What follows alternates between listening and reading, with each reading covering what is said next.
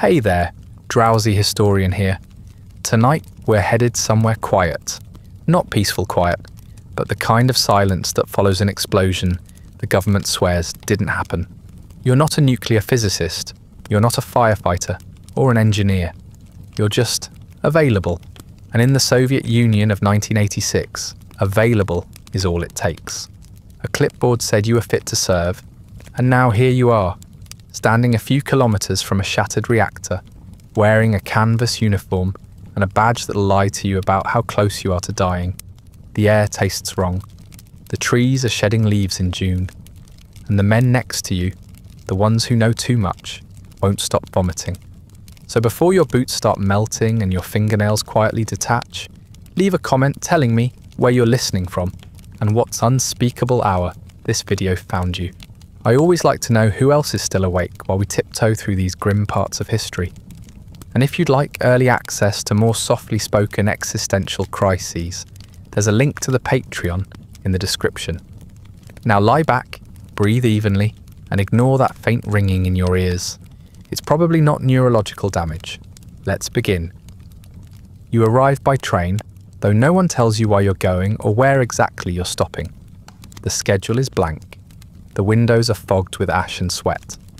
Someone in your unit says you're near Pripyat, but the name is whispered like a curse. You step off onto cracked concrete, under a white sky that seems bleached rather than overcast. There's no welcoming party, no briefing, just an officer with a clipboard and a cigarette burned down to the filter, waving you forward like baggage on a conveyor belt. No one's wearing insignia. No one's smiling. You're told to stand in a line and wait, which, if nothing else, is familiar.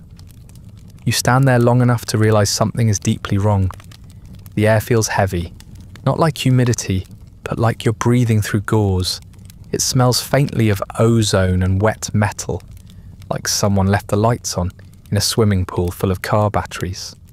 Around you, soldiers cough into their sleeves and try not to meet your eyes. No one talks. Even the birds are absent. It's not just quiet here, it's sterile, sanitised, a place where sound used to be, but has since been scrubbed away. You've never heard silence like this. It makes your bones feel hollow. Someone eventually hands you a form. It says something about temporary reassignment and vital infrastructure restoration. There's a stamp, some Cyrillic, and a signature that looks suspiciously like it was rubber stamped while the signer was blackout drunk. There's no mention of radiation, no mention of reactors, just local containment operations and a recommendation to avoid unnecessary contact with wild animals, standing water, and Western news broadcasts. You're given a canvas uniform, 2 sizes too large, and a pair of rubber boots that squelch when you walk. One man asks what exactly you're cleaning up. The officer says, "Nothing to be concerned about," and that's the end of the discussion. The trucks come before the questions can. You're loaded in the back with a dozen others, mostly young, mostly silent. A few older men have the look of factory veterans or ex-soldiers who've seen things they'll never admit to. One of them mutters something about graphite. Another slaps his arm and says, "It's just bugs." There are no bugs. The truck engine is loud, but not loud enough to cover the dread. You pass fields where the wheat has turned grey, trees that seem to droop in odd directions, like they're melting or mourning. A dog stands in the road and doesn't move as the truck barrels toward it. You close your eyes before the impact. You never hear it. At the sight, your first impression is confusion. There's too much military for a power plant, and not enough order for a military base. Tents have sprung up like fungal growths across the dirt. Geiger counters click in the hands of people who refuse to explain what they're measuring. There's a constant haze in the air.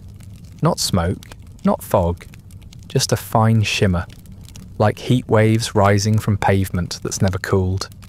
Every surface is coated in a thin film of dust that you're told not to touch. You weren't planning to. You ask someone in a medic's vest what happened.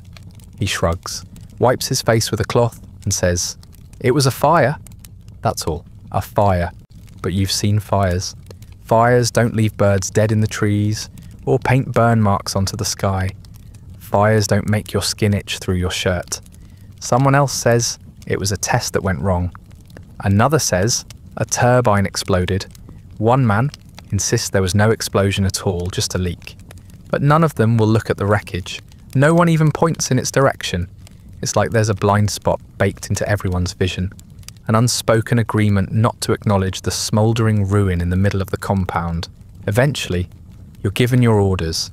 They're printed on thin paper that's already curling at the edges, as though the ink can't stand to be here either. You're assigned to Zone 3, Perimeter Debris Operations. You ask what that means. The officer grunts and says, "You'll find out." You're handed a shovel. It's not new.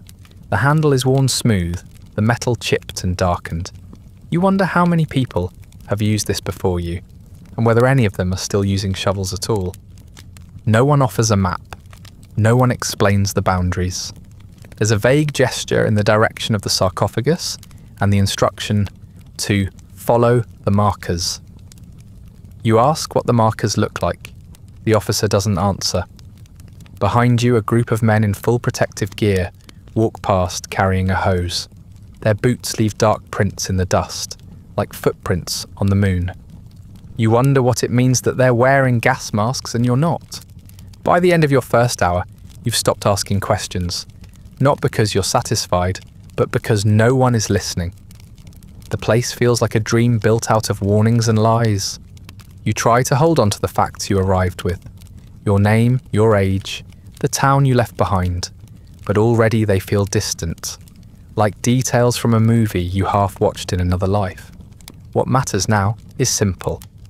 You're here, you're assigned, and you're not allowed to leave. The only truth anyone seems willing to offer is this: don't touch anything you can't afford to bury. The thing about radiation is that you can't see it, smell it, or touch it, at least not in a way you'll recognise until it's far too late. That's what makes it such a charming companion out here. Unlike fire, it doesn't crackle. Unlike bullets, it doesn't whine past your ear. Radiation is polite in a way. It doesn't make a fuss. It simply arrives, sits down inside your body, and begins to rearrange you. Quietly, systematically, with the calm precision of someone who has all the time in the world. You're told very little about it, of course. They hand you a dosimeter, a chunky little badge that clicks occasionally and flashes numbers you've never been trained to interpret. You're told to keep it on you at all times like it's a lucky charm or a passport to safety.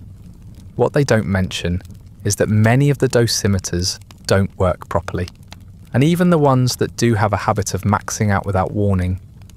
When that happens, the reading just stops, flatlines. You might think that means the danger has passed. It hasn't. It means the danger has graduated beyond the device's ability to care. For reference, the average person picks up about 0.1 microsieverts of radiation from eating a banana. That's not a joke. Bananas contain naturally occurring potassium-40, and someone somewhere decided that was a good baseline for comfort. A chest X-ray? About 100 bananas? A whole body CT scan? 10,000? The rooftop you're heading toward? Let's just say it's less. A few bunches of bananas and more. Congratulations, you're now the banana. The core itself emitted doses high enough to kill in under a minute. That's not speculation, that's geometry. But you're not standing on the core, thankfully. You're working around it, near it, next to it. That distinction is supposed to make you feel better. It doesn't. Even at the distances you're allowed to be, some surfaces are so radioactive that you'd absorb a year's worth of background radiation just by sitting on them for a lunch break. Not that you'll get one. Radiation doesn't respect your schedule. It doesn't care if it's break time. It doesn't care that you're 23, relatively healthy, and had plans to visit your cousin in Minsk next month. It just keeps leaking through walls, through clothing, through you. What radiation does inside the body depends on a few factors, none of which you control. There's the type of radiation, alpha, beta, gamma, neutron. There's the dose, How much? How fast? And then there's your body itself. Your genes, your age, your bad luck. Once inside, it begins damaging cells like a drunk carpenter swinging a sledgehammer through drywall. It rips through DNA, tears apart cellular instructions, breaks the machinery that tells your body when to grow, when to stop, when to die. Sometimes your cells panic and shut down. Sometimes they mutate. Sometimes they just forget what they were supposed to do and start multiplying with all the grace of a spreadsheet on fire. Radiation doesn't kill you directly. Not usually. It sets off a chain reaction. It frays your immune system. It scars your lungs. It turns your gastrointestinal tract into a battlefield. Your body begins failing at all the little things you didn't know it was constantly doing right. You bruise easier. You can't heal from cuts. Your gums swell. Your bones ache. Your stomach knots and stays that way. It's not dramatic like the movies, it's just relentless. And worse, it's internal. You can't run from it because it's already behind your ribs, ticking. You might assume someone would tell you how to protect yourself, but most of the men around you are just as in the dark. Some were given short pamphlets, printed in bulk, describing vague hygiene protocols and food safety tips. Don't touch exposed metal. Don't drink from open sources. Wear gloves, even if they're too big. Others received nothing at all. You hear rumours that the officers got better gear, more detailed briefings, higher quality dosimeters. But that's not your rank. And anyway, envy is a waste of energy when your white blood cell count is already doing its best impression of a sinking ship. There's something uniquely Soviet about the whole affair. A disaster this vast, this complex, and this misunderstood becomes an exercise in forced optimism. You're told not to worry. You're told to keep working. You're told the readings are within acceptable limits, a phrase so vague it could apply to anything from soup temperature to reactor exposure. And you believe it because the alternative is worse. The alternative is accepting that you're being poisoned slowly by something that looks like nothing at all. Some men wear their dosimeters like talismans. They tap them nervously. They shake them as if that might make the numbers change. Others ignore theirs completely, stuffing them in pockets or leaving them in the barracks so they don't have to confront what they already suspect. It's easier to be afraid of something you can name, but radiation is a fog. It has no face. It doesn't growl in the bushes or crawl through vents. It simply is, all around you, all the time. Eventually, you learn to stop thinking about it. You accept the taste of copper in your mouth. You ignore the rash that won't fade. You chalk the fatigue up to bad sleep, the dizziness to dehydration. You get used to feeling worse in the morning than you did the night before. You stop asking how many sieverts it takes to kill a man and start asking how many a man can take before anyone notices he's dying. You stop fearing the exposure and start fearing the silence that follows it. Because here, no one tells you when you've had enough. They just stop calling your name at roll call.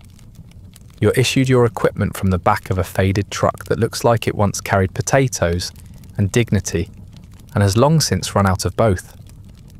The quartermaster doesn't speak. He gestures.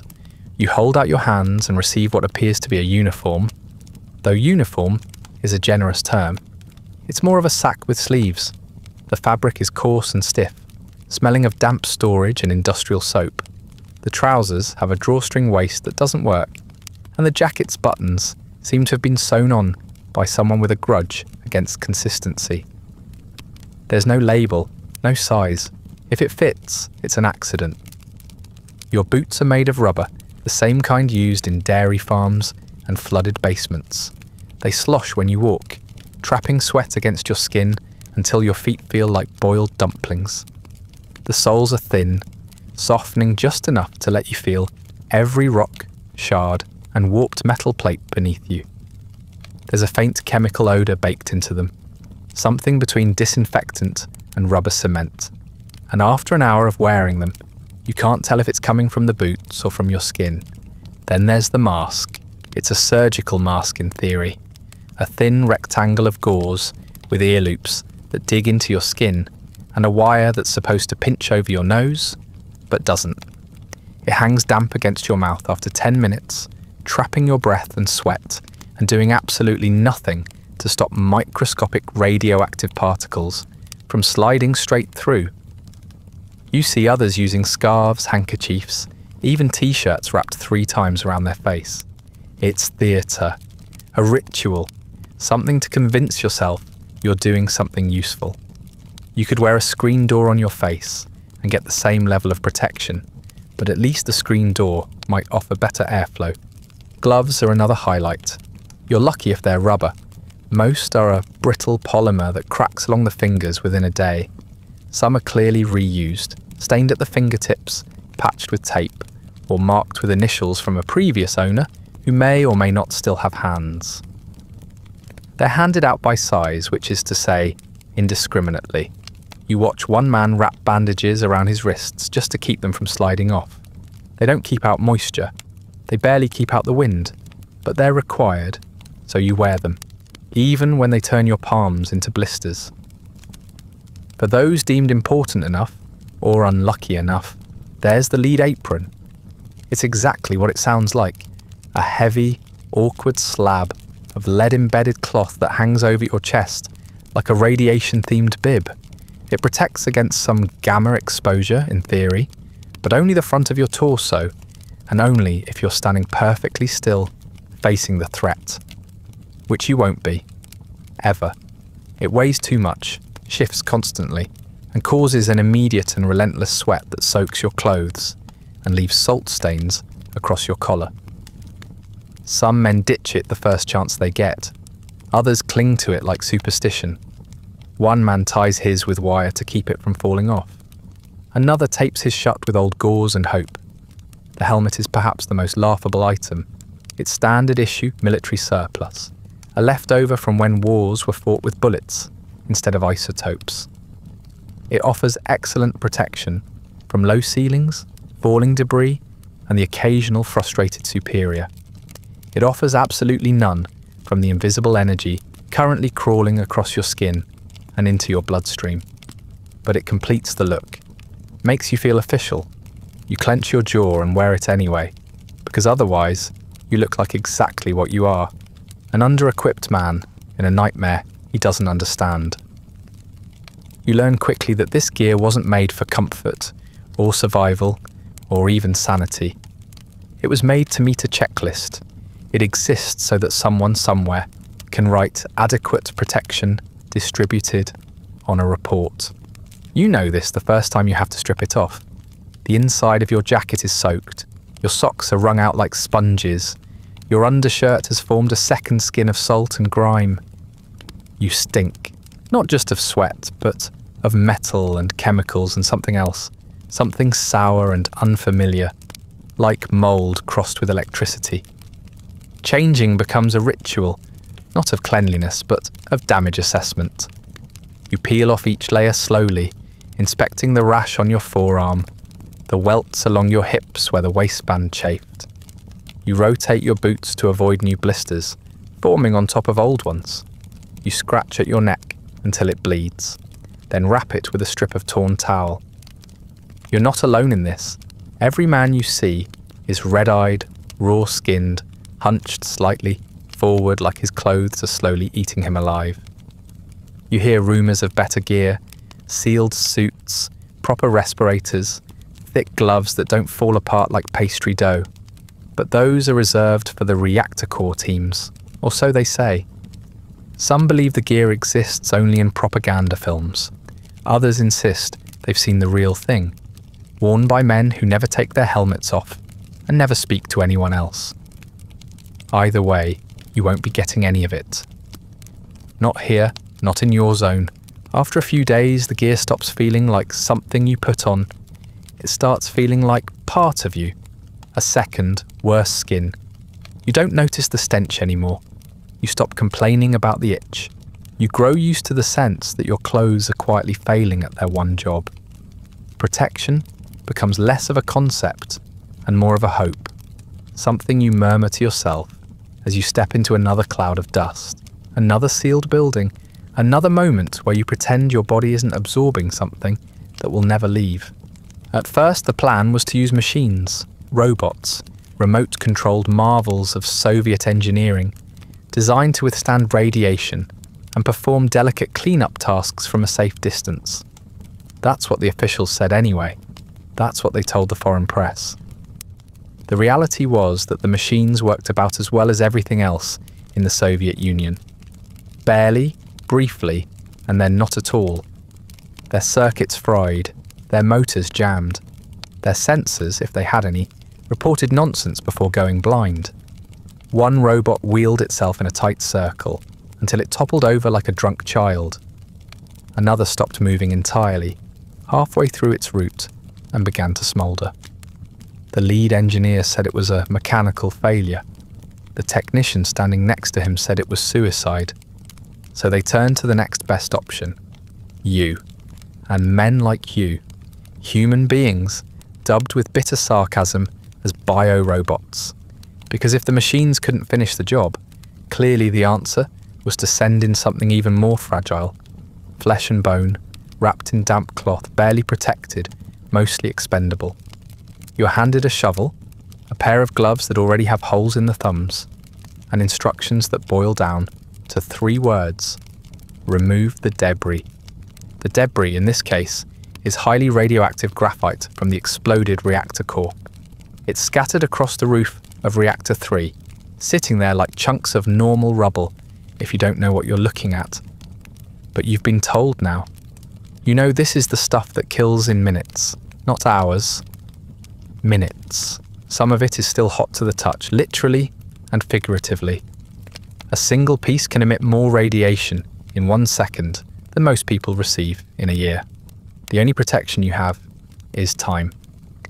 You are told your shift will last 90 seconds, not a second more, not because someone values your safety, but because they've calculated how much exposure a human body can absorb before it becomes statistically inconvenient. You'll be wearing the usual: your canvas uniform, rubber boots, and a lead apron that covers only part of your chest and flaps uselessly when you move. You'll sprint out onto the roof, pick up as many chunks as you can, throw them into a waiting chute, and run back. That's the entire strategy. Human beings use like remote-controlled garbage claws. You wait at the edge of the roof with 10 other men, each of you silent, staring down at your own feet like you're at the edge of a diving board no one wants to step off. An officer holds a stopwatch and a whistle. When he blows it, the first man runs. You watch him disappear around a corner. You hear the scrape of metal against metal. Then you hear the whistle again. The man returns, gasping, face red, eyes too wide. He doesn't say anything. He just drops his shovel and walks away, staggering a little, like his joints are already giving out. When it's your turn, your mind goes blank.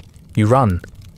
The roof is uneven, littered with fragments of machinery, insulation, concrete, and graphite that glows faintly in the sun, like coal ready to catch fire. The metal beneath your boots is warped and groaning. Every step sends up a puff of dust that sticks to your face and clings to your clothes. You reach the nearest pile, scoop it up, and toss it toward the chute. The graphite is heavier than you expect. It doesn't feel like ordinary rock. It has a wrongness to it, a density that doesn't belong in the world. Your hands shake, your breathing is shallow. The air up here tastes like battery acid and burnt plastic. Your skin begins to itch under your clothes. You don't know how long you've been out here, only that your heartbeat is loud enough to drown out everything else. Then the whistle blows again, and you turn and run. The metal grates beneath your feet. The railing blurs past you. The stairs appear too late, and you stumble down them, hitting the bottom on your hands and knees. The officer doesn't help you up. He writes something on a clipboard and points to the next man. Your entire shift was 82 seconds. You're not allowed to go back. That's the rule. 1 roof shift per man. Some argue this shows a shred of humanity. Others say it's just logistical efficiency. No point sending the same man back if his organs are already starting to falter. So you're reassigned? to digging trenches, decontaminating vehicles, moving bodies, tasks that seem easier on paper but carry their own flavours of invisible rot. You don't feel heroic, you feel like an extension of your own shovel. Later, you hear the term liquidator used in official reports, as if your job had something to do with water, but you weren't extinguishing anything. You were collecting it, scooping it, moving it from one cursed pile to another. The fire was long since out. What was left behind was just the cost of containing it. Reduction, relocation, delay. You realised that your body was never meant to survive the work. It was meant to absorb the danger, hold it for a little while, and then vanish before the numbers made anyone uncomfortable. You sleep poorly that night, not because of nightmares, but because your skin is hot, your joints ache. There's a raw patch on your neck where your collar rubbed, and it refuses to stop burning. You convince yourself it's just a rash, that you overexerted yourself, that the symptoms mean nothing. It's what everyone else does. You wake the next morning sore, nauseous, and ready for more orders. The machines couldn't handle the roof. You did. For 82 seconds. And someone wrote that down, somewhere, in a folder no one will ever read. The stairs up to the rooftop are narrow and rusted, each step groaning under your boots like it's considering collapsing. You hold the railing even though you've been told not to. It's metal, which means it's probably hot, radioactively, not thermally, but right now your legs are shaking too much to care. Ahead of you, the man in front has stopped at the top, frozen. The officer behind you barks something in Russian, sharp and impatient, and the man finally steps forward onto the roof. Then it's your turn. You step out into a different world. Not another place exactly, just a place that doesn't feel like it should still exist. The roof is a patchwork of broken panels, charred debris, and warped steel plates that don't look like they belong to any structure built by human hands. You expected wreckage, but not this. This is something worse, something diseased. The surface hisses faintly underfoot like it's breathing.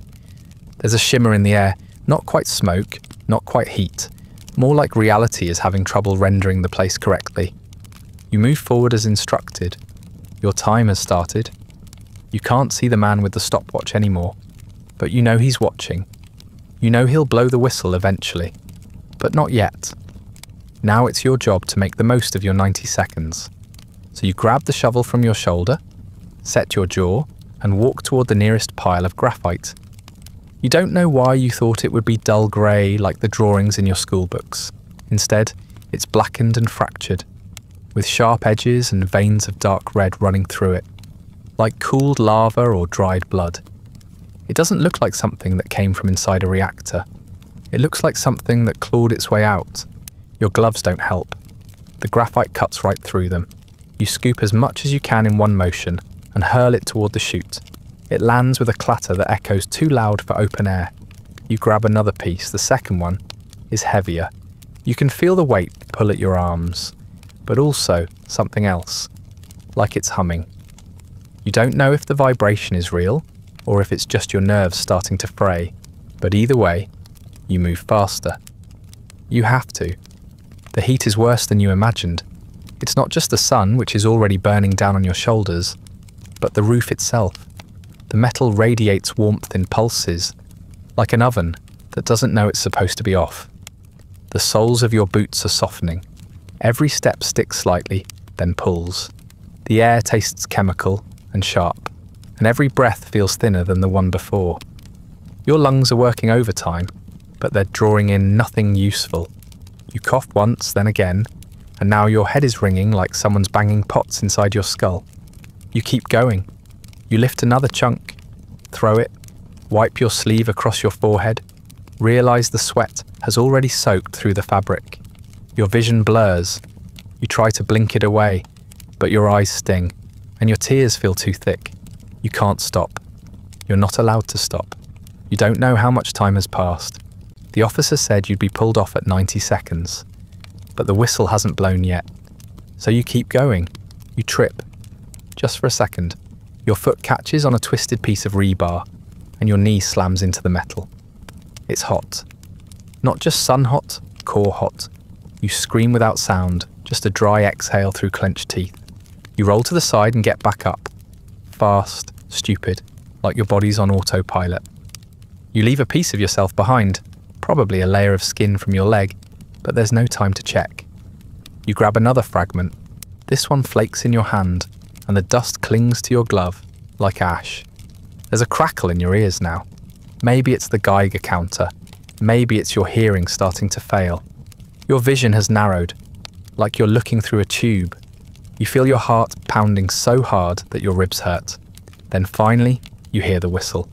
The first long blast, followed by 2 short ones. You drop the shovel without thinking and run. The way back is harder. Your limbs don't feel like yours.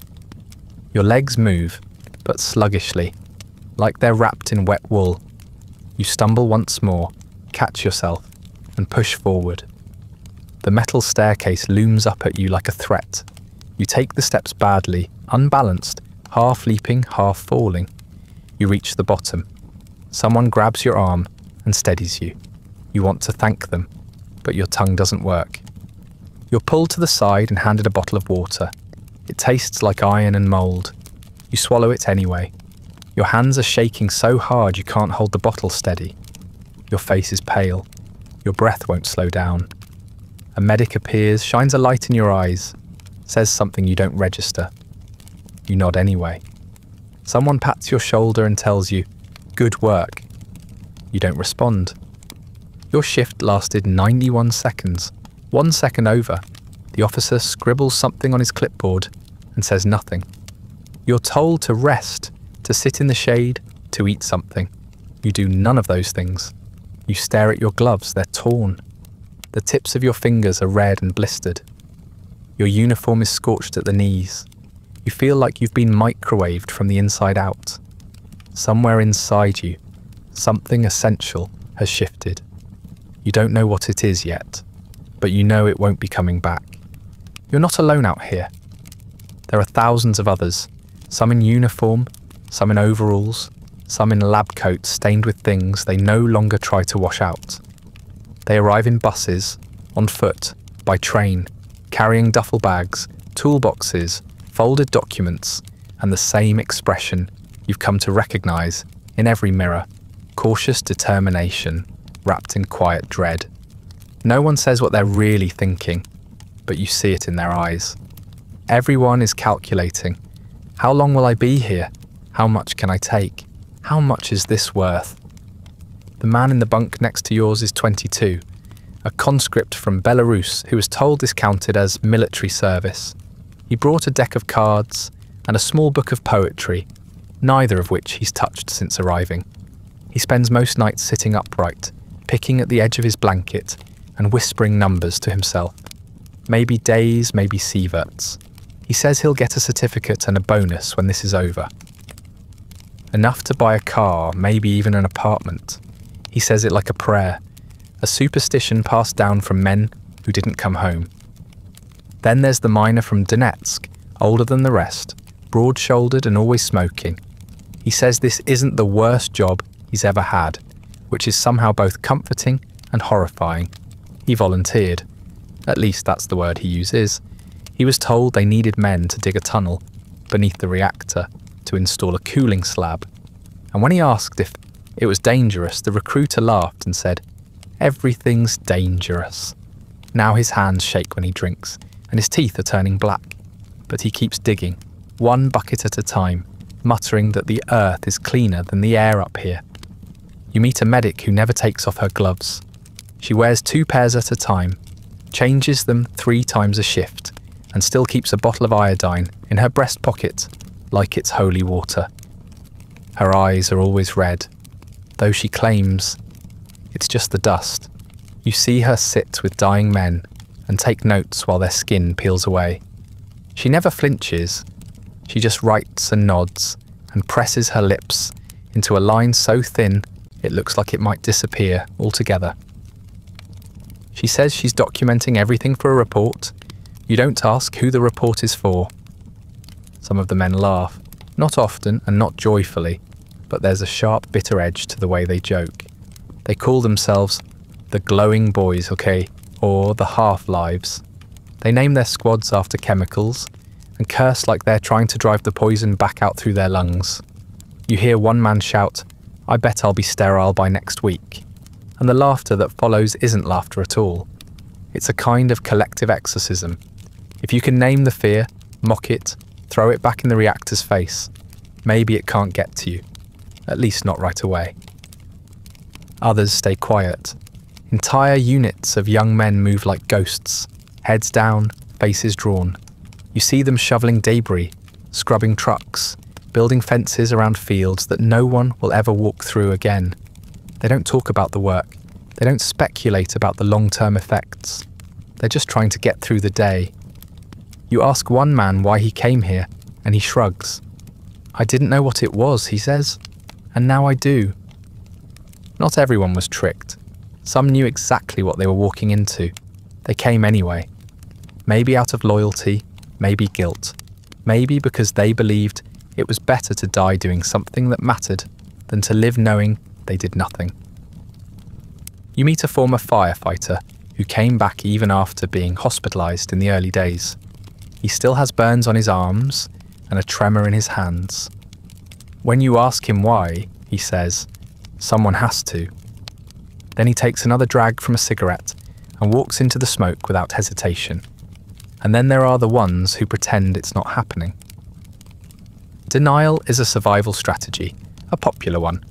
You see men ignore symptoms, nosebleeds, nausea, sudden fatigue, as if admitting them makes them real. A man collapses during latrine duty and insists he just skipped breakfast. Another vomits behind the tents every morning and says it's the food. No one corrects them. You start doing the same. You stop counting headaches. You don't mention the rash on your leg or the sharp pain in your gut. It's better that way. More manageable. Less real. You begin to understand that everyone here has made a kind of private bargain. For some, it's money. For others, pride. A few are clinging to vague promises of reward or recognition. But most are just trying to survive long enough to leave. There's no single reason anyone ends up here. Only layers of pressure, illusion, desperation, and force. You're all moving through the same poisoned air, working in the shadow of the same silent horror, each man carrying a slightly different story about how it came to this. At night, the camp smells of sweat, smoke, and industrial soap. The tents creak when the wind rises. Someone coughs endlessly in the distance. You lie awake listening to it and wonder if he'll be there in the morning. You wonder if you will. There's no heroism here, not really. No speeches, no music. Just people doing what they were told, or what they had to, or what they couldn't avoid. And one by one, they're breaking, quietly, steadily, invisibly, not with a scream, but with a shuffle, a slump, a sigh. By the time you arrived, the fire was out. Not the danger, just the flames. What you stepped into was the aftermath, the slow motion collapse, but others came before you, in the hours when the smoke still curled black into the sky and the sirens hadn't stopped screaming. They were the first responders, the firemen from Pripyat, summoned in the dead of night, with no information, no warning, and no gear suitable for the kind of disaster that awaited them. Most of them didn't even know it was a nuclear facility. They were told there was a fire on the roof, a standard electrical blaze, something manageable. They arrived in ordinary trucks, the kind used for house fires and traffic accidents. They wore standard uniforms, canvas jackets, steel helmets, rubber gloves. Some didn't even bother with masks. What was the point? No one told them what had happened. They ran hoses up to the roof and sprayed water onto a radioactive inferno, oblivious to the invisible fallout swirling in the air around them. Some of them handled pieces of graphite with their bare hands, brushing the glowing chunks aside like ordinary rubble. One man later said it felt warm, like a hot stone from a fireplace. He didn't realize he'd already absorbed a lethal dose. The effects came fast. Within hours, their skin reddened and began to swell. Their eyes burned, their throats closed. They vomited in the trucks on the way back to the station. thinking it was smoke inhalation or nerves. It wasn't. Their bodies had started to break down from the inside, cells dividing without instruction, DNA unraveling like frayed rope. By morning, several were already unconscious. By the end of the day, they were in the hospital. Not the local clinic, Moscow, the best the Soviet Union could offer. But by then, even the best wasn't enough. The stories trickled down to your camp. Quiet at first, then louder. The man who touched the graphite, his hand turned black within hours. Another lost patches of skin with his uniform, as if the fabric had fused to him. One of them had his tongue swell until it cracked and bled every time he tried to speak. You weren't supposed to know any of this, of course. The official line was that the firemen were recovering well, but the men who came back from the city told different stories. Whispers of swelling faces, of teeth falling out, of skin sloughing off in wet sheets, like old wallpaper. They died slowly. Not all at once, and not with the clarity you might expect. Some lingered for weeks. Morphine helped at first, then it didn't. Their bodies stopped producing blood cells.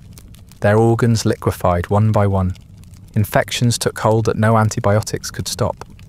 The nurses wore double gloves and face shields, but it didn't matter. The radiation was inside the patients now. It seeped out through breath, sweat, touch. Their hospital rooms became sealed chambers. When they died, they were wrapped in plastic and buried in coffins lined with zinc, sealed under concrete. Their uniforms were too radioactive to burn. Some were buried in lead-lined graves before their families were even informed. Back at camp, their names started to circulate like folklore. Not as cautionary tales, but as legends. They were called heroes, saints of the reactor. Their portraits appeared in state newspapers, airbrushed and expressionless, framed by patriotic slogans and red banners. You saw them on posters, young faces in dress uniforms, staring out with the blank pride of someone drafted into myth. You didn't know their real names, only the nicknames and stories, half true, half invented, all repeated with the hushed reverence reserved for martyrs and lost causes. You don't feel like one of them. You came later, after the worst of the chaos had passed.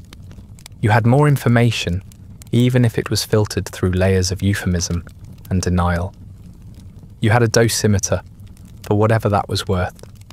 You were told not to touch certain materials, not to stand in one place for too long, to watch for signs of exposure. The firemen had none of that. They walked into hell thinking it was a job, like any other. You know, now it wasn't. And yet the difference feels paper thin. You might have more data, more stories, more rumours to guide you, but you're still guessing, still hoping you didn't stand too close, didn't inhale too deeply, didn't spend 1 minute too long and under the wrong wind. The firemen became symbols because they died visibly, quickly, horrifically. You're not sure what you'll become. A number in a registry, a case study, a rumour of someone who left Chernobyl and never quite recovered. Sometimes you wonder if they were the lucky ones. They didn't have to live with the uncertainty, the slow degradation, the quiet rot that starts in the marrow and works its way out. They didn't wake up 3 years later with a cough that won't go away, or a numbness that creeps up one side of the body and refuses to explain itself. They didn't bury their own teeth in the waste bin and pretend not to notice. They died knowing they had done their duty. You're still waiting to find out what yours will cost. Their sacrifice is praised over and over again by men who never met them and by officials who wrote the orders that sent them in blind. Every time you hear the word hero, it tastes bitter. Not because they weren't brave, but because bravery didn't matter. They were doomed the moment they stepped off the truck. All that followed was noise and pain. Their stories may be remembered, but the lesson is always softened. The footage is grainy. The names are mispronounced. The uniforms look clean in the documentaries. You know better. You saw what radiation does. You still see it, every day, in the eyes of the men around you, in the cracks of your own skin. The firemen weren't the beginning or the end. They were just the first to arrive, and you, whether you admit it or not, are following in their footsteps. At first, it's easy to ignore. You wake up groggy and chalk it up to bad sleep. You're not in your own bed. You're on a cot that sags in the middle and smells faintly of mildew and antiseptic. The tent walls flap in the wind. A man 2 bunks over snores like a tractor with a bad belt. Of course you feel tired. Everyone feels tired. You roll your shoulders, crack your neck, and convince yourself it'll pass. Then there's the taste. It arrives slowly, like an afterthought. You notice it one morning after a shift clearing debris. Something metallic, sharp, like a coin pressed against your tongue. You drink water, chew gum, try rinsing your mouth with iodine. Nothing helps. The taste isn't on your tongue, it's in your blood. You don't know that yet, but part of you suspects it. The sensation is wrong in a way you can't quite describe. It doesn't fade, it just lingers as if something deep inside you has started to rust. The nausea comes next. Subtle at first, a little queasy after meals. Then it's more frequent. You bend over to tie your boots and the room tilts slightly. You stand up too fast and your stomach flips. Your appetite disappears. The canteen food wasn't good to begin with. Lukewarm stews, stale bread, boiled cabbage that smells like old socks. But now, even the sight of it makes your throat tighten. You start skipping meals. You tell people it's nothing. They nod. They say the same.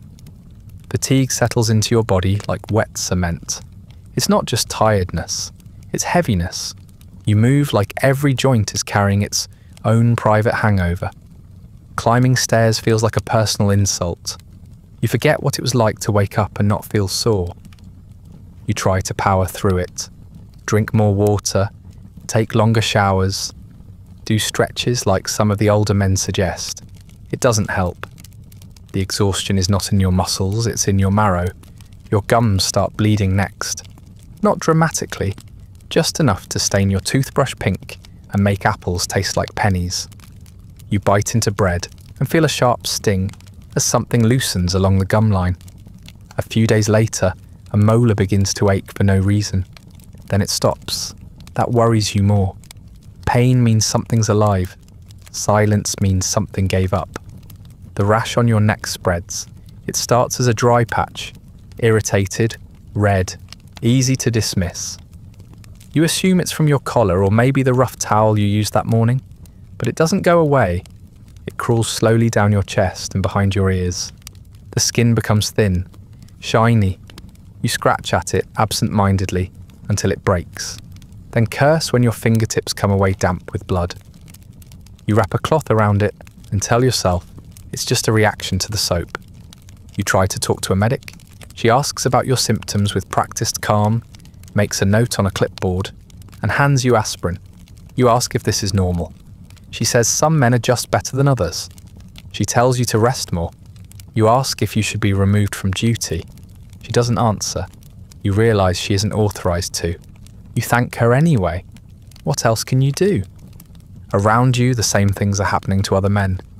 You see them rubbing their eyes raw, flinching at stomach cramps, struggling to keep down meals. No one talks about it. You learn to interpret the signs.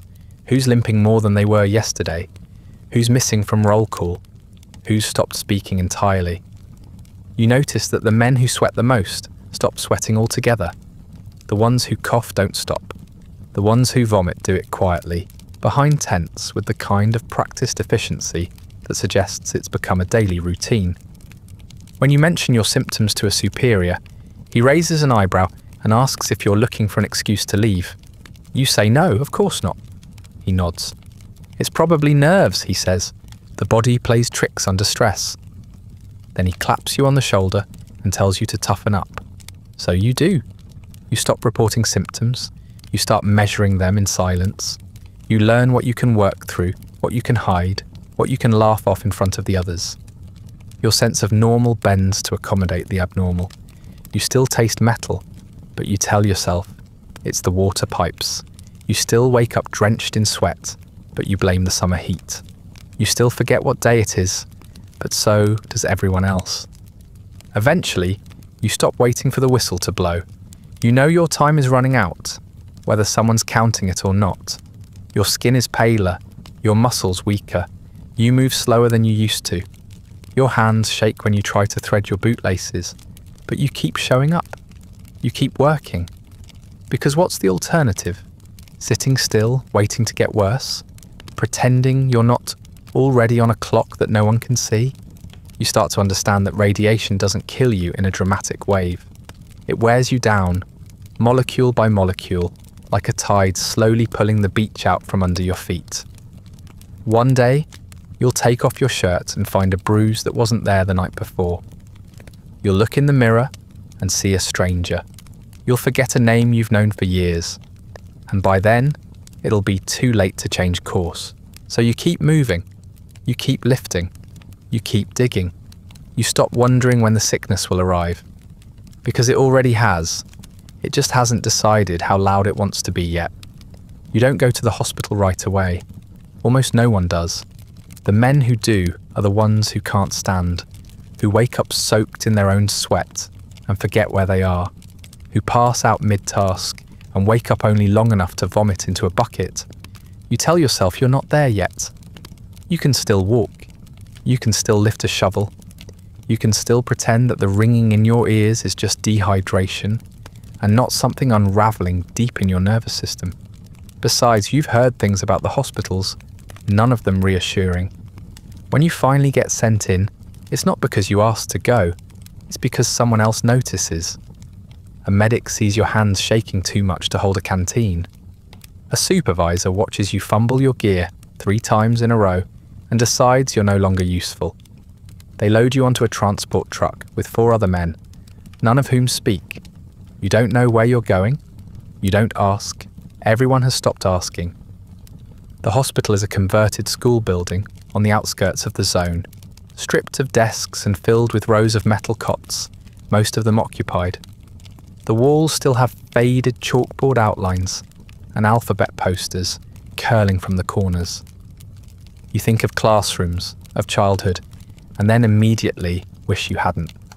The air smells like bleach and spoiled meat. The fluorescent lights flicker so often, you're not sure whether your vision is failing or the wiring is. You're told to sit down and wait. So you do. The waiting area is already full. Some men are doubled over, others sit very still, staring ahead at nothing in particular. One is humming to himself, a low, tuneless sound that's more unsettling than soothing. A nurse walks past with a tray of syringes. Another pushes a cart loaded with gauze, scissors, bandages already soaked with something brown. There are no charts, no names being called, no clear sense of order. Just a room slowly filling with men who don't know whether they're getting better or worse.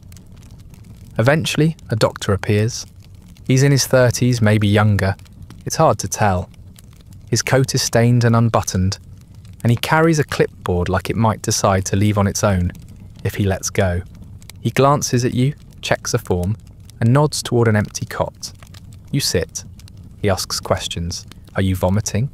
Can you stand unaided? Do you have lesions? You nod to some, shake your head to others. He writes things down. You don't recognize the words, but you do recognize the speed.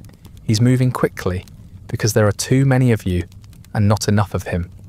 They take blood. They weigh you. They measure your pulse and your temperature and your blood pressure. But the numbers don't seem to matter. No one comments on them. No one explains what's happening. You ask if you'll be kept overnight. The doctor says, maybe, which means yes, but not because it will help. There's just nowhere else to put you. In the room next to yours, someone is screaming, not constantly, just in intervals, as if the pain arrives in waves. You try not to listen. You try not to think about what's happening behind the sheeted doorway. Across from you, a man begins coughing up something black. A nurse rushes over with a towel. She doesn't look surprised. She just folds the towel when he's done and takes it away without speaking. You see a man from your own unit, Yuri you think his name was, lying on a cot 2 beds down. His skin is yellow and shiny, stretched too tight across his face. He doesn't blink. You think he might be dead, but then his lips twitch slightly. You don't speak to him. He wouldn't recognize you anyway. The machines don't work. The X-ray is broken. The dosimeter is shared between 3 rooms, and only works if someone smacks it on the side first. There are too few IV poles, so some bags hang from coat hooks or are taped directly to the bed frames. The power flickers. Once, the lights go out entirely, and you lie there in the dark for 10 full minutes, listening to the distant hum of generators and wondering if the nurses will come back. No one tells you what you have. You aren't given a diagnosis, only a bed. The doctor says radiation sickness once in a low voice, and then moves on. The term means nothing to you now. It's too vague. It could mean vomiting for a week. It could mean dying in your sleep. Either way, it doesn't change what happens next. After 3 days, you're told you're stable enough to return to duty. You aren't, but they need the bed. You still can't keep food down. You've lost weight. You have a cough now, deep and wet, that makes your ribs ache every time it hits. But you stand and you dress, and you nod when they hand you your papers. The nurse says you've recovered. You don't laugh, but it's a close thing. Back at camp, no one asks what it was like. They can already see it on your face. You walk slower, you speak less, you flinch when someone touches your arm. The others pretend not to notice.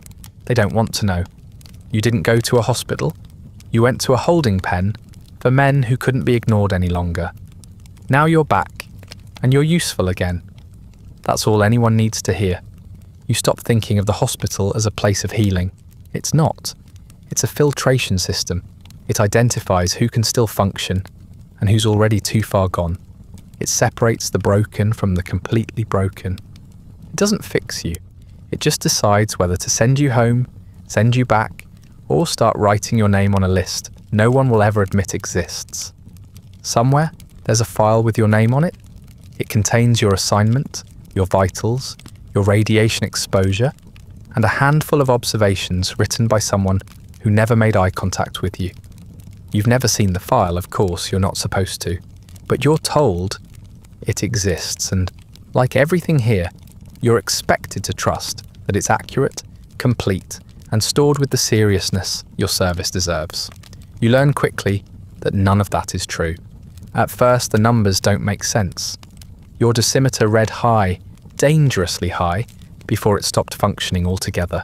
The medic who checked you off after your rooftop shift made a note. You're sure of it. You remember the way she frowned when reading your form, the way she muttered under her breath. But later, when you're handed a copy of your exposure record for reassignment, the dose is lower. Significantly lower. So low it makes you wonder if you hallucinated the entire rooftop experience. You didn't. The lie just fit better on paper. You're not alone in this. Men who collapse during shifts return to duty the next week with documents that describe their symptoms as mild fatigue. One man who vomited blood for 2 days is told he likely had a stomach virus. Another who passed out while carrying a contaminated hose is listed as having suffered from heat exhaustion. You begin to understand that the records don't reflect reality. They reflect what someone has decided reality needs to look like. Cleaner, quieter, less damning. Doctors are under pressure. You see it in their faces, in the way they pause before writing anything down, in the sideways glances they give each other when someone asks about official diagnoses. You hear rumours that charts have been confiscated, rewritten, corrected. One nurse tells you she was instructed not to use the term radiation poisoning on any forms submitted to higher command. Instead, she writes stress-related complications or chemical exposure. Everyone knows it's a lie, but the lie has momentum. It's already halfway to Moscow before the truth gets out of bed. And then there are the men who disappear, not into the zone, out of it. You hear about them in passing. Someone in your unit misses morning roll call. Someone else says he was sent to a hospital in Kiev, or maybe Minsk. A few weeks later, no one's heard anything more. His belongings are quietly removed. His name isn't mentioned again. Later, you hear someone refer to him as transferred No one believes it, but no one questions it either. To question it would mean drawing attention, and drawing attention is dangerous. You see the posters going up in the village square, smiling liquidators in crisp uniforms, medals pinned neatly to their chests, hands shaking with party officials beneath bright red banners. The men in the photos look proud, clean, healthy. You know those faces. One of them didn't have eyebrows anymore the last time you saw him. Another couldn't walk. The photo must have been old, or staged, or taken before his legs began to buckle under him.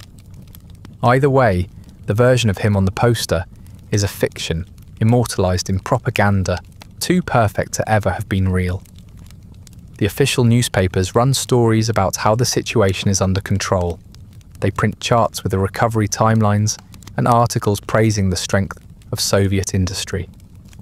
They mention radiation, only in vague terms, carefully framed within paragraphs about heroism and duty. You read an article one day that claims exposure levels are comparable to a long-distance flight. You laugh quietly and tear the page in half. No one stops you. They've stopped reading too. Sometimes you wonder what version of your story will end up in the archives. If someone opens your file years from now, what will they see? A name, a unit number, a radiation dose that's been altered twice, a medical chart that uses the phrase generally stable 3 separate times, a discharge form that lists you as fit for duty, even though your vision is blurred and your skin peels when you sleep. The truth of your experience, what you saw, what you felt, what you lost, won't be in there. Just numbers and euphemisms stacked neatly in a folder no one will ever check. You stop hoping for recognition. You stop expecting an apology. The truth is not a priority here. It never was. The system is built to erase discomfort, to sand down sharp edges until the story fits the narrative. And you, in your sweat-soaked uniform and cracked gloves, are one of those edges. You are not a hero. You are not a victim. You are data, muted, shaped, archived. The worst part isn't the lie, it's the way the lie becomes routine. You begin to repeat the official version of events, because it's easier than explaining what really happened. You stop correcting people when they say the firemen were lucky to have had masks. You nod when someone calls the cleanup a great success. You write your letters home, using careful words and hollow reassurances. You don't say what's really happening to your body. You don't describe the hospital. You don't mention the taste of blood in the mornings. You learn to survive inside the fiction, because the alternative is being discarded entirely. In a place where records are rewritten and pain is relabeled, the only story that matters is the one the state is willing to tell. And if your truth doesn't fit, it won't be corrected. It'll be replaced. When your time as a liquidator ends, no celebration, no real goodbye, they hand you a certificate. It's printed on cheap paper with a decorative red border and a seal that smears if you touch it too soon. It thanks you for your dedicated service in the elimination of the consequences of the Chernobyl accident. It uses words like bravery and honour. It does not mention vomiting blood in a trench or sleeping on a cot that smelled like chemical burns. It does not mention the ache in your spine that never went away, or the tooth that turned grey and fell out without warning. Still, you're expected to smile when they hand it to you. You're told you'll be receiving a medal soon. Not a big one, nothing that comes with a pension or gets you saluted in public, but a commemorative badge shaped like a drop of blood, or a reactor, or a wreath. Something to pin on your chest at appropriate events, should you survive long enough to be invited. You're added to a registry of liquidators, a term that sounds more like a science fiction assassin than a man who spent 3 months scraping radioactive rubble into buckets. A reporter asks if you'll give a quote. You decline. She writes something flattering about you anyway.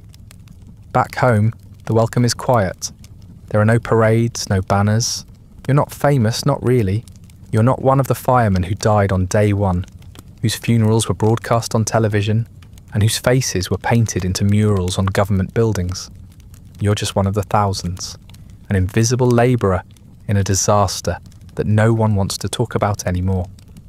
Your neighbours shake your hand stiffly, the way someone might greet a man who's been abroad for too long and returned with a strange lingering smell. At the factory where you used to work, your job is no longer available. They smile and say they'd love to take you back, but staffing has changed. You're told to check with the local office, maybe reapply for something clerical, something easier on the body. You nod, but your body's already past that point. You tire quickly. Your joints hurt when the weather shifts.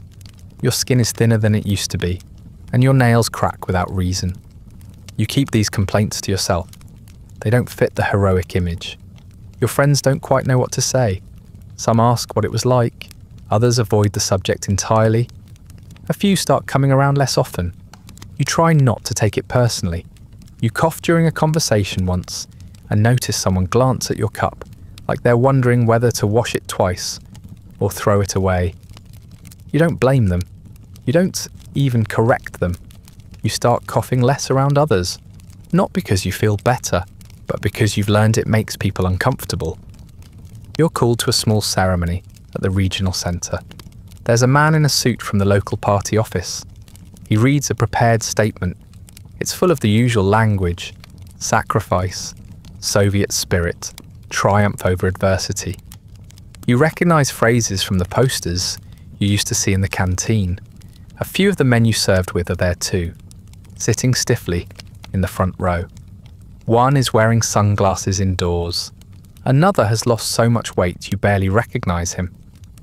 After the speech, they hand out medals in small boxes and take a photo. You're not sure whether the photo will be used, or if it will be used at all. Afterward, there's juice and cookies. The juice is warm, the cookies are stale. You sit in a folding chair next to a man who keeps scratching at a patch on his neck. You don't speak, there's nothing to say. A woman from the mayor's office asks if you'd be willing to appear at a school assembly next month. You say you'll think about it, though you already know you won't go. You're tired of telling the story no one actually wants to hear. The government thanks you once, that's all. There's no follow-up, no check-ins, no medical team knocking on your door 6 months later to ask how your kidneys are holding up. You were a tool used in a crisis. The crisis passed and now you've been shelved. Quietly, respectfully, completely. The cough gets worse.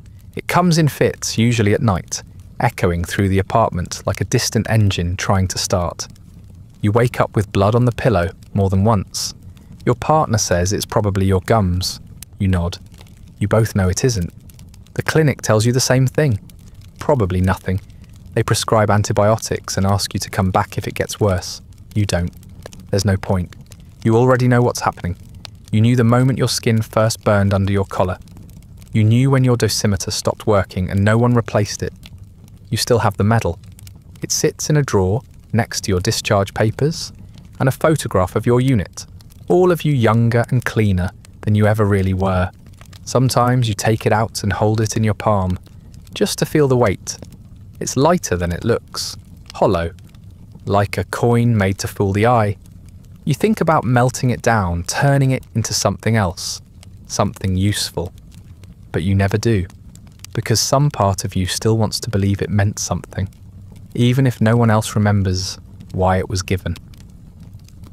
Home is quieter than you remember, not in the peaceful way, in the awkward, too careful way, like everyone's trying not to look directly at you. The furniture is where you left it. The hallway rug still curls at the corner. The same window sticks when you open it, but something's shifted. Your apartment is smaller now, or maybe you're just bigger in all the wrong ways, heavier with silence, warped at the edges, slightly radioactive in a way no Geiger counter could fully measure. Your family means well.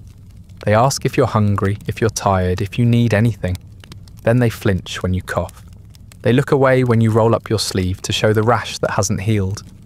At first, they treat you like a guest, then like a patient, then quietly, like a problem they don't know how to solve. They tell you to rest. They tell you to go outside. They tell you to stop worrying so much. Their voices are always gentle, but there's something behind the words, hesitation maybe, or fear. You try to slide back into routine. You visit old co-workers who don't say it, but clearly don't want you staying long. You walk through familiar streets and wonder if people notice your limp. Your joints are stiff now, unpredictable. Your skin dries and cracks around your knuckles, even in summer. You see a friend from school across the road, and almost wave. Until you remember, you look nothing like the version of yourself they last saw. You let them pass, they don't recognise you anyway. The doctors say you're within range. The test results are mostly normal if you don't look too closely. Your red blood cell count is low, your weight has dropped, your sleep is broken, and your stomach can't handle what it used to, but you're still technically functioning. And that's all the bureaucracy requires. You get a stipend, it arrives late, it's small. You're told there may be more compensation once the paperwork clears, though no one can say when that will be. You don't hold your breath, you know better now. The real weight doesn't come from pain, it comes from doubt. You look fine, that's what people say, and what they mean is, you don't look sick enough for us to take this seriously. You're walking, you're talking, you're not missing any limbs or coughing up blood in public, so you must be exaggerating. You must be anxious. You must be reading too many articles. The phrase "you're lucky to be alive" is supposed to be comforting, but all it does is make you feel ungrateful for being broken in ways no one wants to see. You start to withdraw, not on purpose at first, you just grow tired of explaining why you're tired. Tired of saying no to dinner invitations. Tired of brushing off the worried glances or the "you look pale today" comments that trail off without follow-up. You stop offering updates. You stop trying to explain that, no, this isn't something you'll recover from. It's something you adapt to, like a limp, or a stutter, or a name you didn't ask for but have to answer to anyway. There are days you wake up and don't recognise yourself. Not because you've changed that much, but because the person you were before Chernobyl feels fictional. He had plans, he had energy, he had skin that didn't flake off when he dried his hands. That version of you is gone. In his place is someone functional, polite, quiet. You make tea, you sweep the floor, you fold laundry, you cough into the sink and run the water until the red fades. You don't talk about it. The worst part is the distance. Not from strangers, you expected that. It's from the people who love you, or try to. They don't know what to do with this version of you. You're different now, and that makes them uncomfortable. They keep asking when you'll feel better. You tell them soon, and you both pretend to believe it. The gap between you grows quietly, like mould beneath wallpaper. You can still smile at each other. You can still share a meal, but something in the room is always rotting. You get good at pretending. You laugh when you're supposed to.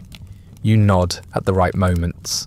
You keep your sleeves down and your voice level. You tell the story the way they want to hear it, emphasizing the medal, the teamwork, the sacrifice. You don't mention the blood. You don't describe the peeling skin or the men who didn't come home. You don't say that sometimes you still feel like you're back on the rooftop, breathing in ash that never fully left your lungs. Eventually, even you start to forget what parts of your body hurt before, and which ones are new. Pain becomes background noise. You stop tracking symptoms. You stop logging meals. You learn to live inside the erosion. Your identity thins, like the hair on your arms, like the colour in your face. You're still here technically, but less of you shows up every day. There's no ceremony for this part, no ribbon cutting, no speech. No one thanks you for enduring the aftermath. You just wake up, open the curtains, and try to keep breathing through whatever's left. You did your job. You came home. That was supposed to be the happy ending. It isn't. You were lucky, supposedly. You came back. You can walk.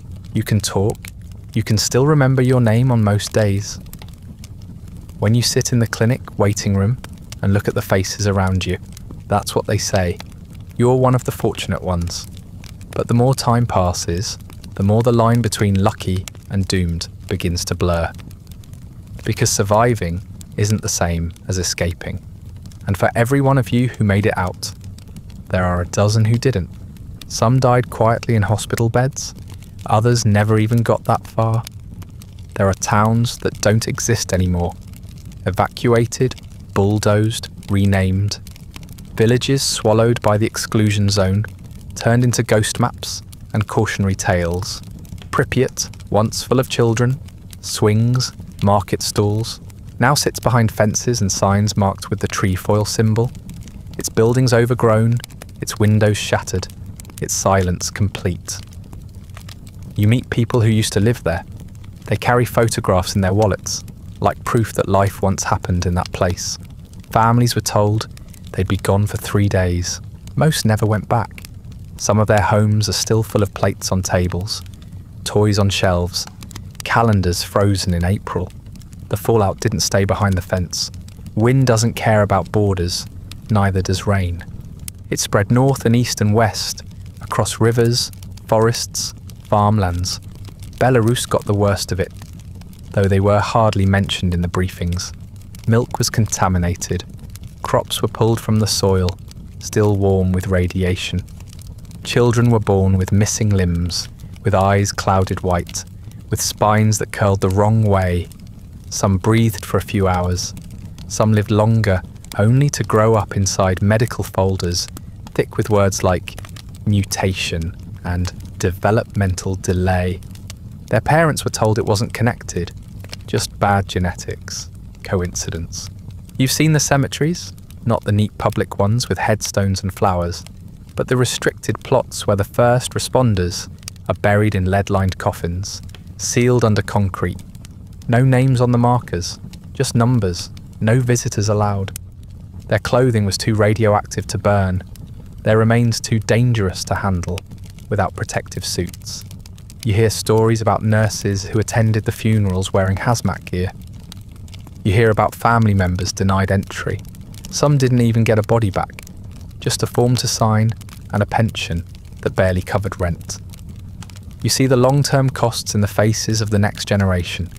Children with brittle bones, teenagers with hearts too weak for stairs, entire classrooms filled with kids who need regular blood tests just to make it through the month. Some of their parents were liquidators, some weren't.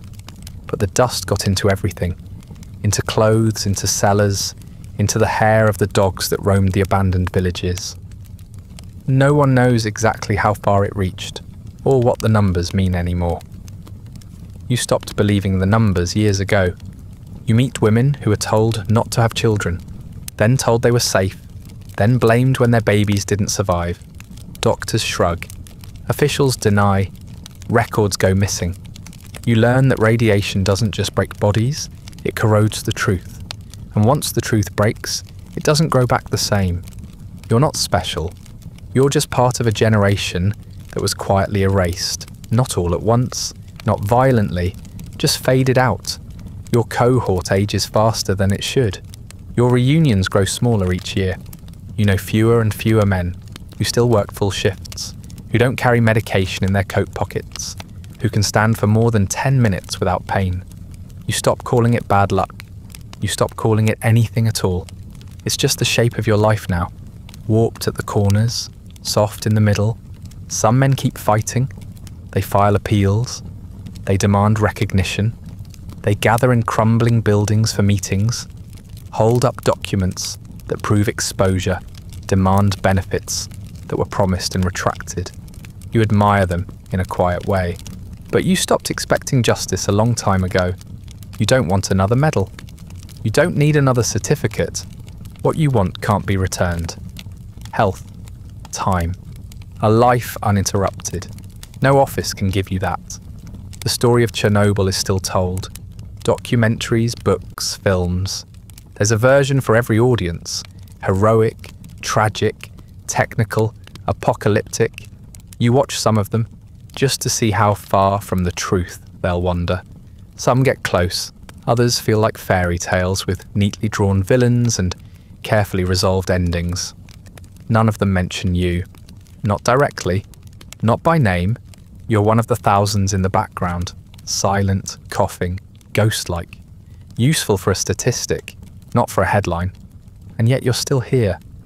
You wake up, you make tea, You try not to think about how many organs are underperforming. You try not to count how many funerals you've attended for men your age who used to lift iron beams like toys. You try not to imagine what your bones look like now, or how long until your liver stops pretending it's coping. You don't need a doctor to tell you the numbers. You know. You've known since the day you smelled ozone in the wind and watched the graphite on the roof shimmer in the sunlight. Some people call you a survivor. Others don't call you anything at all. The state forgot you. History misplaced you. But your body remembers. The damage is printed in your cells, carved into your marrow like a signature. The legacy of Chernobyl isn't just a failed reactor or an empty city. It's you, and the slow, quiet way your body proves, year after year, that the accident never really ended. You did what you were asked to do, not because you wanted to, not because you understood the full scope of what was happening, but because that's what was expected. Orders came down. You picked up the shovel. You put on the uniform. You climbed the stairs, stepped onto the roof, and stood where machines failed and men before you fell. No one offered you a choice that felt real. You moved forward because backward didn't exist. There was no glory in it, not in the moment. There were no speeches playing from loudspeakers or stirring anthems rising in the background. Just your breath in your mask, your boots sticking to a hot metal surface, the weight of something unseen burrowing slowly into your blood. The heroism came later, printed in newspapers and whispered by officials. But you didn't feel like a hero. You felt like a placeholder, like a part that could be swapped out once it wore down too much to function. Maybe you made it home, maybe you didn't. Maybe your name ended up on a plaque in a government hallway, or maybe it faded from a list typed on a dusty typewriter and filed away forever. It doesn't really matter anymore. You existed in that moment, and that was enough. You stood in the center of a disaster that tried to erase everything it touched, and even if you couldn't stop it, you didn't run. That counts for something, or at least it should. The world moved on. It always does. New disasters arrived. New headlines took over. The zone stayed where it was, fenced off and monitored by instruments that beat more often than they should. Scientists walk its borders now. Tourists visit and pose for photos near moss-covered amusement rides. Some treat it like a relic. Others treat it like a curiosity. Few treat it like a graveyard.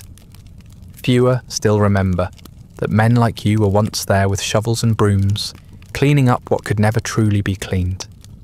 You left a part of yourself there, maybe in the dust that settled into your boots, maybe in the bunker where you tried to sleep but couldn't stop shaking, maybe in the cough that never left. It wasn't always visible, the damage. That's how radiation works. It's patient. It lingers long after the applause has faded and the banners have been taken down. It waits until you're quiet, until the world stops looking, and then it finishes what it started. But you mattered. Not in the way statues are made for, not in the way that earns parades.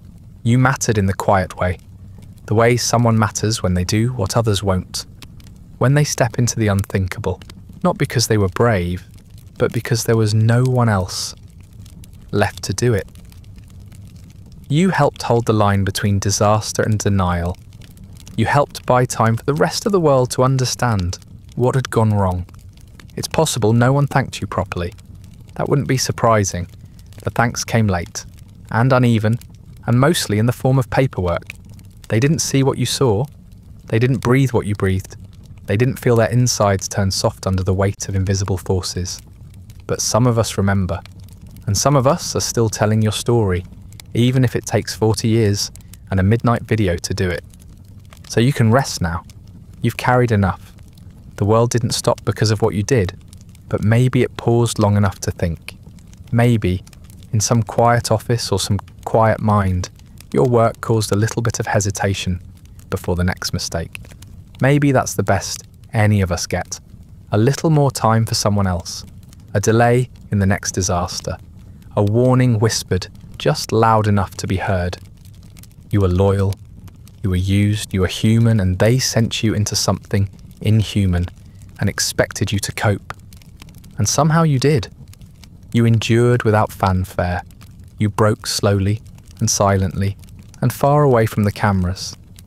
You were built for none of it, and you did it anyway. That's what people never understand about men like you. It's not the strength, it's the silence. So close your eyes now. Let the metal taste fade. Let the heat lift from your chest. Let the dust settle for good this time. If your body aches, let it. If your memories come in flashes and fragments, that's all right. You were there. You remember enough. You can let go of the rest. The zone is quiet now. The birds came back, though they don't sound quite right. The trees are taller but twisted. The silence remains, though it no longer feels sterile. It feels sacred, like something too large to explain left its mark and then moved on. And under that silence, in the soil and the stone, there's still a trace of you. A footprint no storm has washed away. And that brings us to the end of tonight's quiet descent into a disaster that didn't want heroes, just obedient men with shovels, paper masks, and nowhere else to go. If you're still awake, thanks for drifting through history with me. If you'd like early access to more soft-spoken collapses of bodies, empires, or basic human oversight, you'll find the Patreon link in the description. Feel free to like, subscribe, and leave a comment about when you'd have started coughing. On the roof, in the trench, or back home with no one listening. Sleep well. You've earned it.